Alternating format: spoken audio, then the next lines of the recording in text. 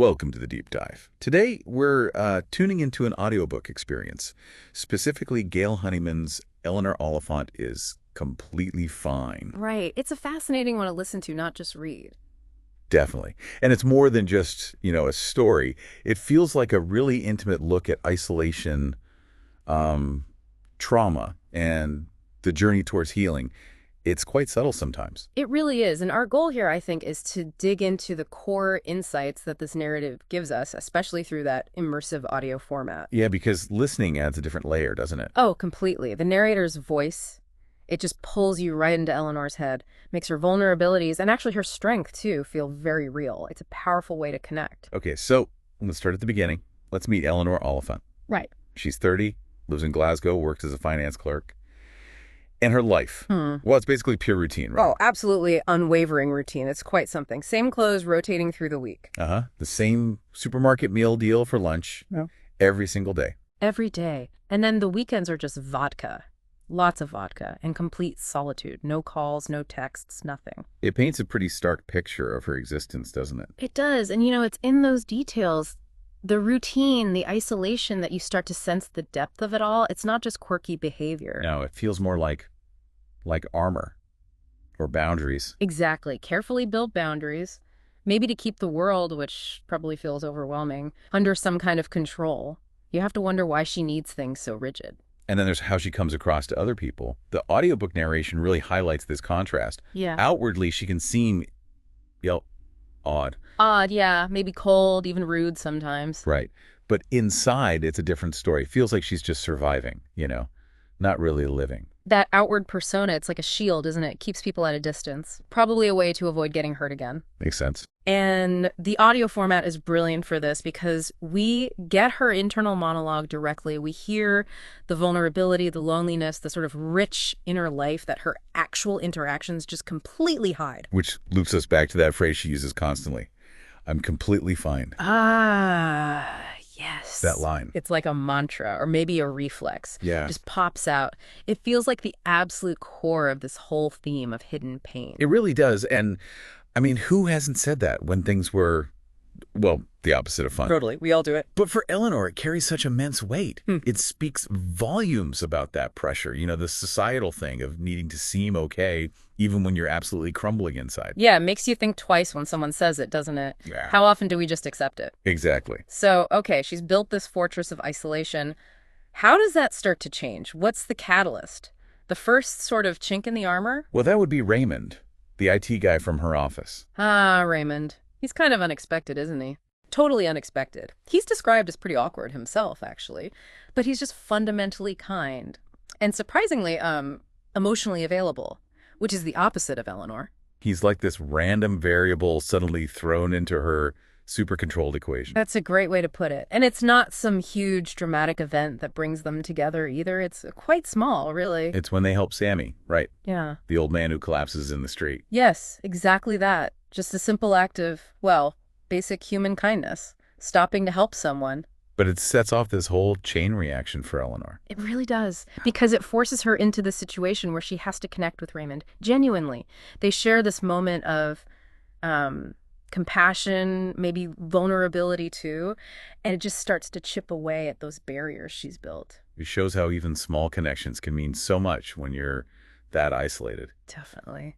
And then comes the scene later at Sammy's family gathering. Oh, yeah. That's a big moment. The audio really captures her being sort of plunged into this warm, noisy, slightly chaotic family scene. It's completely overwhelming for her, so far out of her comfort zone. You can almost feel her sensory overload through the narration. Yes. But underneath the overwhelm, you also sense this flicker of longing. A desire to maybe belong somewhere like that. For someone used to total silence and being alone, the sheer peopleness of it must be a shock. A huge shock. But it plants a seed, doesn't it? This idea that maybe, just maybe, life doesn't have to be lived entirely alone. It's a key internal shift starting. Okay, so we have this budding friendship with Raymond, this glimpse of connection. But the story goes much deeper and darker than that, doesn't it? Oh, absolutely. That's when we really start peeling back the layers. We begin to understand why Eleanor is the way she is. The roots of the isolation, the reasons for the completely fine mask. We learn about her past. It's trauma. Yes, a deeply abusive childhood. Yeah. and the physical scars she carries from a fire. They're mentioned almost matter-of-factly at first, but they're a constant, visible reminder. These aren't just background details. They're absolutely crucial to understanding her coping mechanisms, everything. Everything. And central to that past is her mummy. Yes. The weekly phone calls. Those calls are such a powerful element in the audiobook.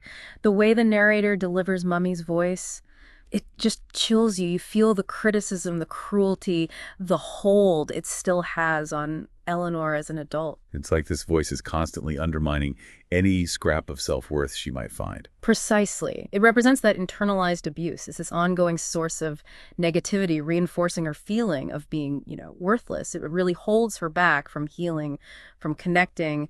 Makes you think about how trauma echoes, doesn't it? It really does. And then comes the twist about those calls. The big reveal. The moment you realize the calls aren't actually real. That mummy isn't even alive. Hearing that penny drop in the audio is incredibly powerful. It just reframes everything, doesn't it? It shows the absolute depth of her delusion, or rather her trauma response, the extent to which she's trapped, reliving it over and over. It's such a stark illustration of how trauma can warp your reality, make you create these elaborate coping mechanisms. Mechanisms that might have protected her once, but now they're keeping her completely stuck, isolated not just from others, but from reality itself in a way. And that context makes that quote, if someone asks you how you are meant to say fine.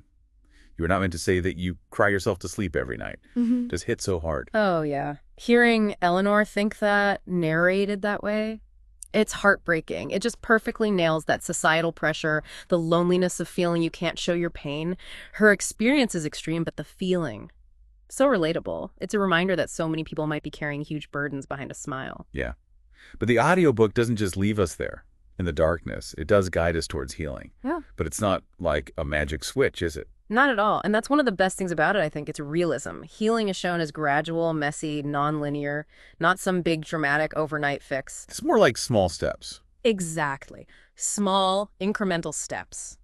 Raymond just consistently being there is huge. His quiet support.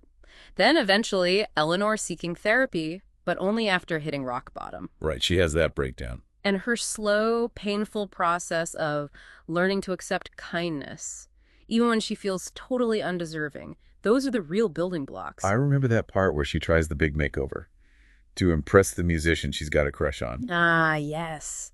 The superficial transformation attempt. New clothes, forcing herself to socialize. It felt like she was trying to put on a completely different personality, like normal Eleanor. And of course, that fantasy just crashes and burns, doesn't it? Which leads to a major spiral downward. It does, but it's kind of a necessary failure, maybe. I think so. It highlights that real healing isn't about becoming someone else or getting external validation.